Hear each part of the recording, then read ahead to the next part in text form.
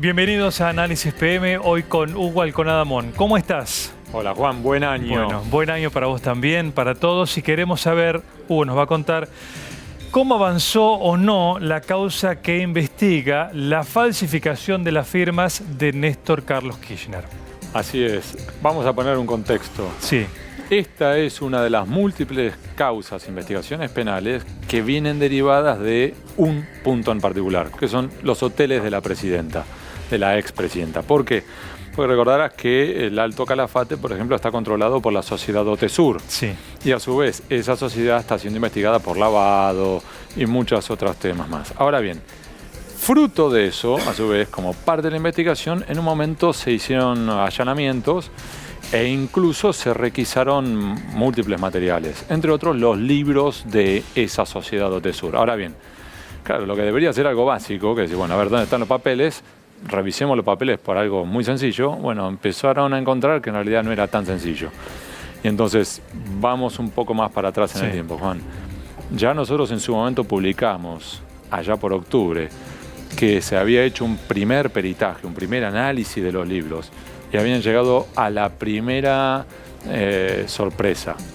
Esa sorpresa era que en los registros societarios de esa sociedad, las firmas de Néstor Kirchner no eran de Kirchner.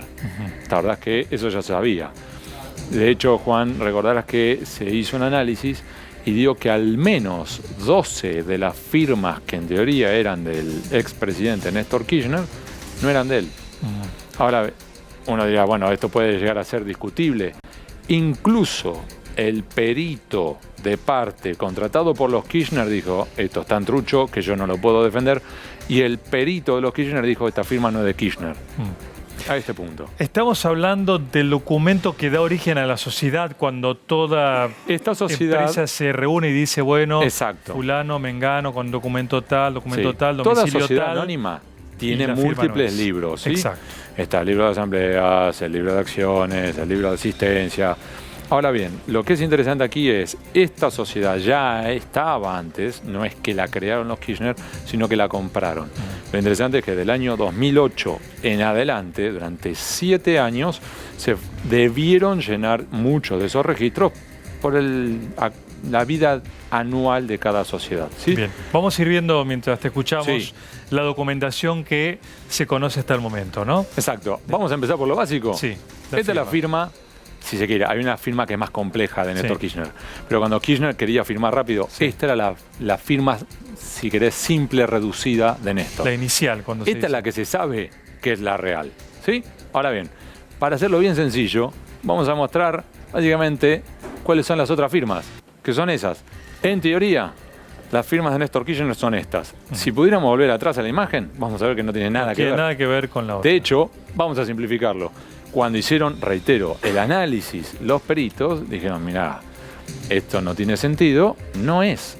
De hecho, insisto con esta historia, hasta incluso el perito de los Kirchner determinó que no era de Kirchner.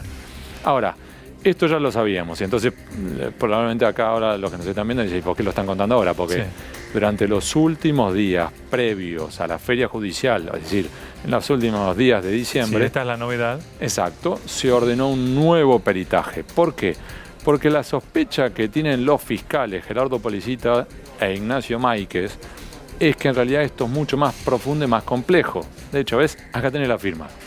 Cuando ellos vieron esto, dijeron, pará, acá viene bastante más complicado.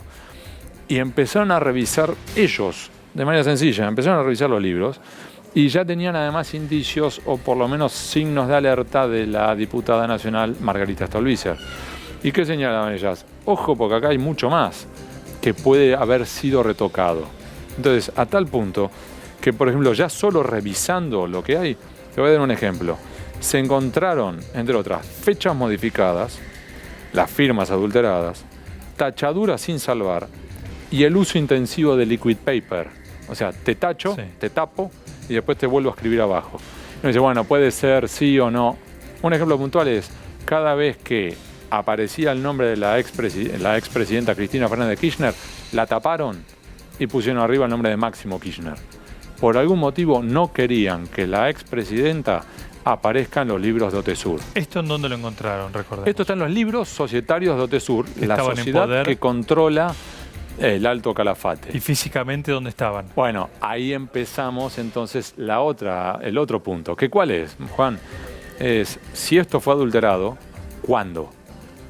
Entonces, hay dos fechas posibles como de las grandes presunciones. La primera, desde que se hizo la denuncia penal, los allanamientos ocurrieron recién 1 año y medio después. Ahora, lo que es interesante era que esos allanamientos no se esperaban y ocurrieron en julio de 2015 por el primer juez de la causa, que era Claudio Bonadío. Sí. Fueron a Santa Cruz, recordarás vos. Con la policía Metropolitana. Exactamente. Y mientras que estaban hurgando, los libros no aparecieron en ningún lugar. Y de repente se presenta la presidenta de Otesur, que es Romina Mercado, la hija de Alicia Kirchner, sobrina de Cristina, prima de Máximo, y dice, denme 48 horas que yo los voy a aportar.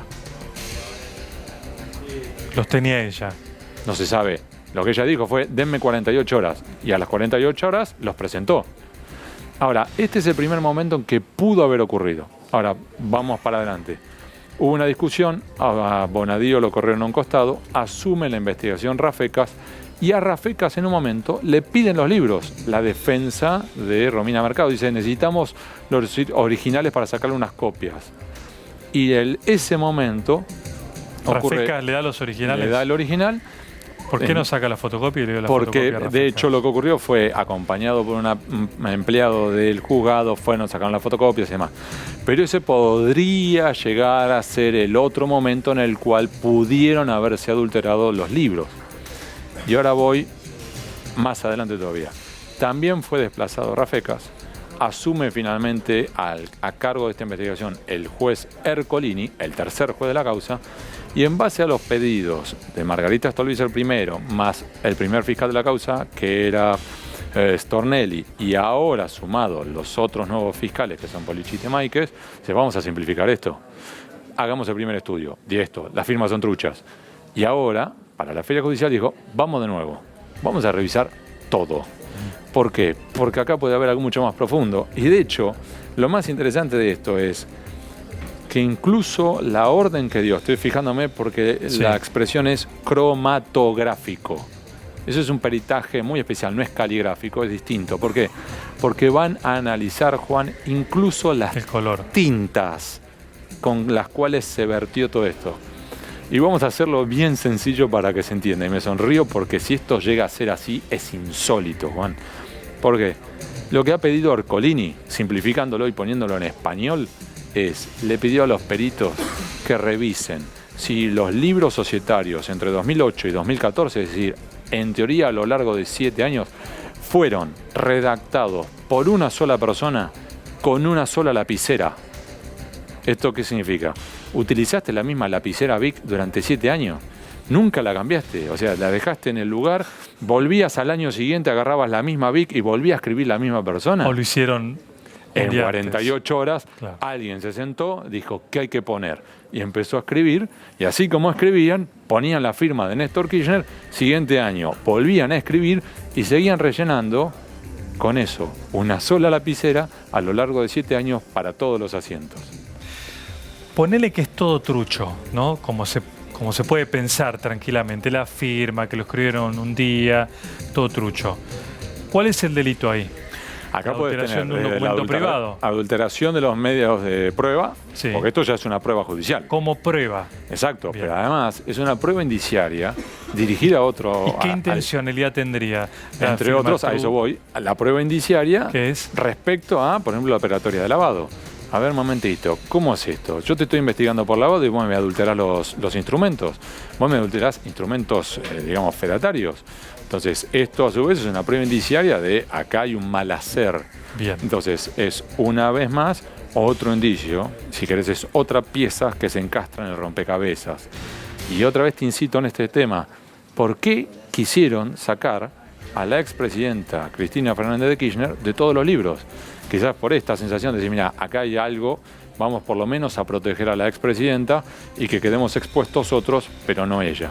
Porque, para que te hagas una idea, por ejemplo, hay una de las fojas que es en el reglón 23, de la foja 27 del libro de actas de asamblea estaba anotado, básicamente, marzo de 2013. Esto lo lograron reconstruir los peritos. Sí. Lo tacharon con liquid paper y escribieron arriba 24 de febrero de 2012. Con lo cual lo modificaron para antedatar un acta 13 meses. Todo trucho. Finalmente, y antes del corte, ¿cuándo estarán estos resultados? Esto ahora, el juez Ercolini se lo giró a la Policía Federal para que a su vez el equipo de peritos de la Policía Federal comience este análisis. Puede tomar un par de meses. ¿Este año? Sí, bueno. Claramente, primer semestre, claramente. Bueno, no, porque viste que los tiempos son... No. Lentos. Primer semestre. Muy bien. Enseguida volvemos en Análisis PM con Hugo Alconadamón y el capítulo siguiente es Odebrecht y el camino en la Argentina. Seguimos en Análisis PM con Hugo Alconadamón. En este momento vamos a ver las fichas que preparó Hugo sobre el caso Odebrecht y las derivaciones en la Argentina. Sí, ahora comienza el capítulo argentino de Odebrecht, Lavallato, y en definitiva esto va a ser un inmenso dolor de cabeza. En Brasil, recordemos, Juan, que esto viene de arrastre desde hace ya varios años, que empezó con el Petrolao, recordás, con Petrobras, después se amplió con Lavallato, después se expandió todavía más por América Latina. Desde ahora tenemos dolores de cabeza en Panamá, además de Brasil, en Venezuela, en Perú. Y ahora comenzamos con Argentina. Bien. Vamos a recordar primero por lo básico, porque es un rostro que todavía acá no se conoce mucho, que es el del juez con el cual comenzó todo, por eso el origen. Muy bien. Este señor es clave. Acostúmbrense los televidentes argentinos a verlo, porque lo van a ver seguido y de hecho es posible que venga a la Argentina en abril de este año. Sí, estaría viniendo todavía, obviamente, este hombre, imagínate, su vida debe ser hoy una inmensa turbulencia, con lo cual él ha dicho que en principio vendrá en abril, pero depende después si no le explota algo allá. ¿A pedir documentación a jueces argentinos? Vendría a dar una charla, vendría a dar una conferencia. Acordate que en esta situación él está en el rol de investigo la situación en Brasil, los derivados sobre investigaciones en otras partes del mundo, esa no es mi prioridad. Como máximo será la siguiente fase. Recordemos que esto ya viene con múltiples capítulos, ellos les dicen fases, ya van como más de 40. Y en definitiva, él ya, imagínate, tiene las manos llenas con solo la realidad brasileña, como para además investigar los crímenes transnacionales. Lo que está ocurriendo es que a su vez múltiples países, a la luz de lo que está saliendo en Brasil y a la luz de lo que ha salido en Estados Unidos, le dicen, a ver, Sergio, mándame información.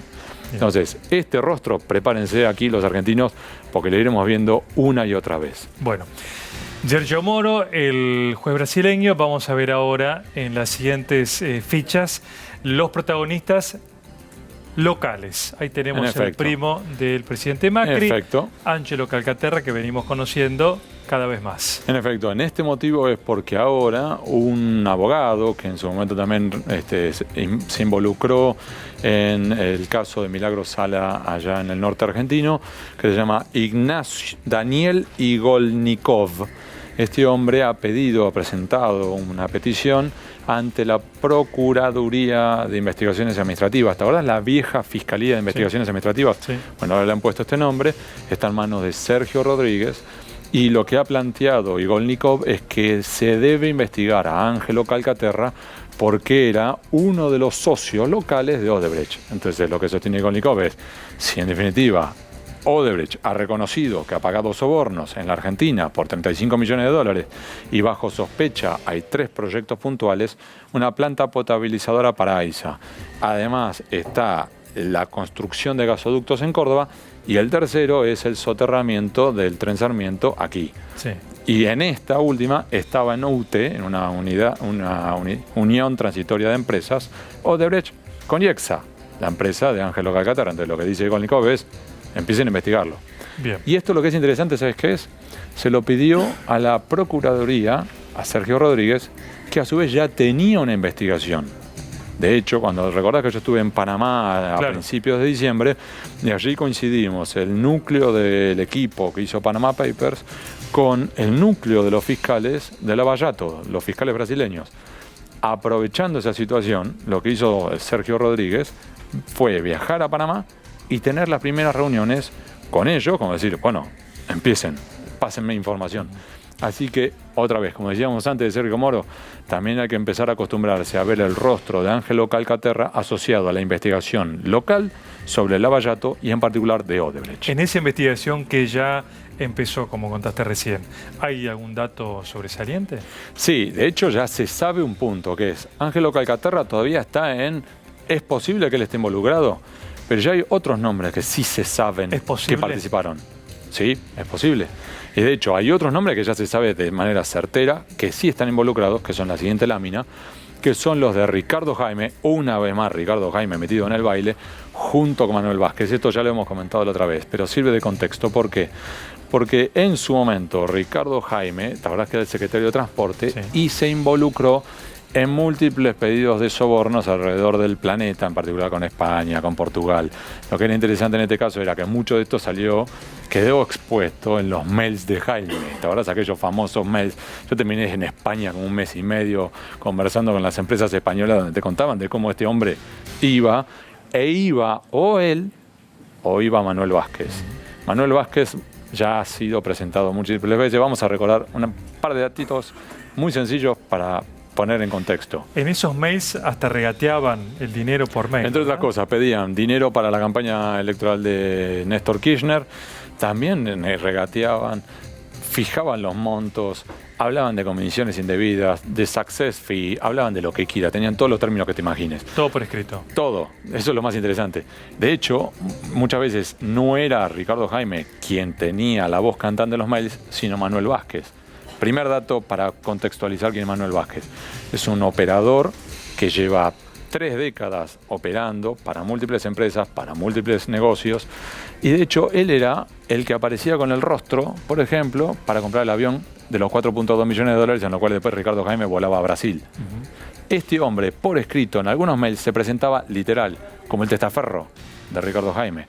Este hombre ya se declaró ante la justicia culpable de, por ejemplo, recibir dádivas para Ricardo Jaime. O sea, este hombre claramente era el testa, más el operador para las coimas de Ricardo Jaime, e incluso el hermano de Ricardo Jaime, desde Brasil le decía, me debes tanto dinero, me puedes pasar más dinero, o sea que se encargaba incluso de administrar los fondos negros de Ricardo Jaime. Bueno, este hombre, a su vez, lo que es interesante, ¿y por qué esto de ya lo que se sabe?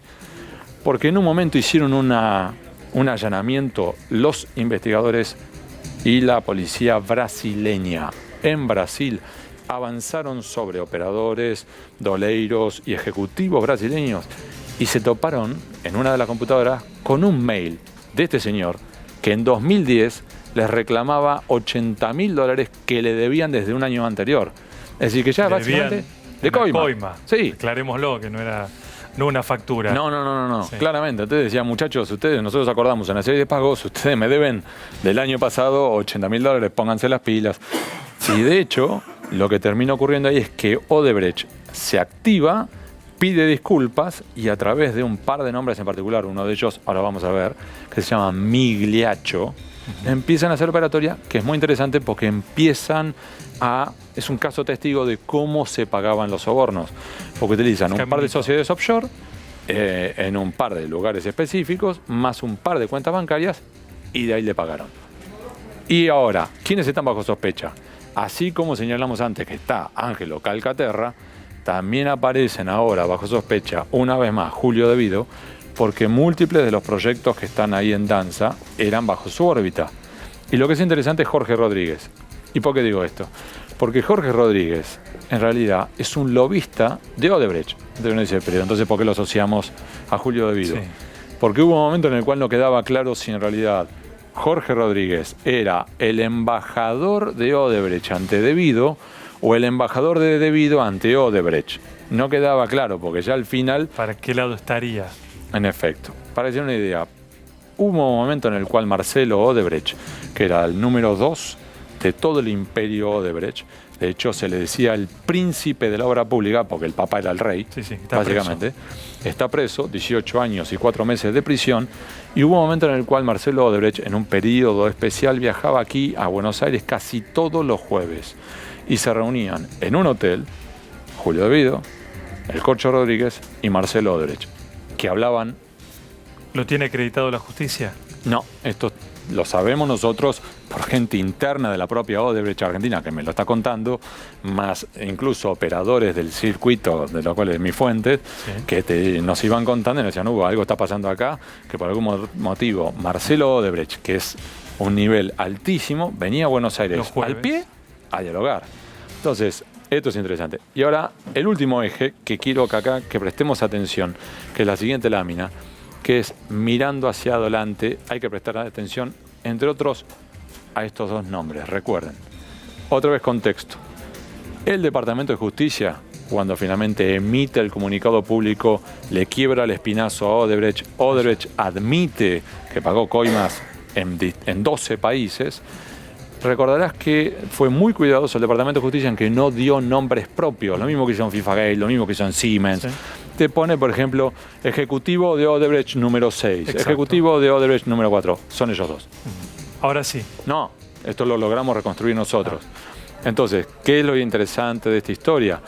Que cuando uno cruza la información de Estados Unidos con la información de la Fiscalía de Brasil, con la información que ya proveyó en múltiples sentencias, por ejemplo Sergio Moro, uno empieza a reconstruir el quién es quién, ¿sí? Uno le empieza a poner rostros a los distintos seudónimos.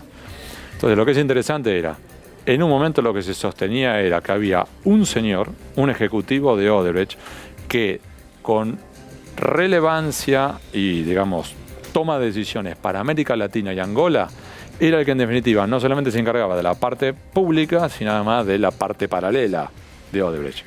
Ese señor es Luis Antonio Mameri. Este señor fue clave, por ejemplo, para la operatoria ilegal en la Argentina. Y el otro nombre, ¿dónde está Mameri? Este hombre estaba en un momento en Angola, en otro momento en Brasil y en otro momento en Miami. Y desde Miami coordinaba todos los pagos ilegales en 12 países alrededor del mundo. ¿Y ahora? Ahora este hombre ya fue condenado y ya se ha acogido al régimen de delación premiada en Brasil. Y Fernando Migliaccio... ¿Está libre? ¿Contó y lo liberaron? No, esa parte no la sé. Lo que sí sé es que, por ejemplo, Fernando Migliaccio, que es el otro hombre, este hombre ya era mucho más el hombre de a pie. Es decir, el que si era necesario, venía. Con la valija. Venía. Bueno, este hombre, una perlita que encontró, reconstruyó y verificó Emilia Delfino en perfil este fin de semana, es que este hombre, el nombre en clave era Waterloo. Lindo nombre para que te pongan. Perdieron todos ahí. La debacle del imperio de Napoleón. Bueno, claro, en este caso Waterloo. A su vez, lo que terminamos teniendo interesante es, él también estuvo en Miami, él también estuvo involucrado, vamos a simplificar, por ejemplo, en aquellos $80.000 que le debían a Ricardo Jaime, este señor estuvo metido en el medio, este fue el que terminó solucionando, ok, nosotros te lo vamos a dar.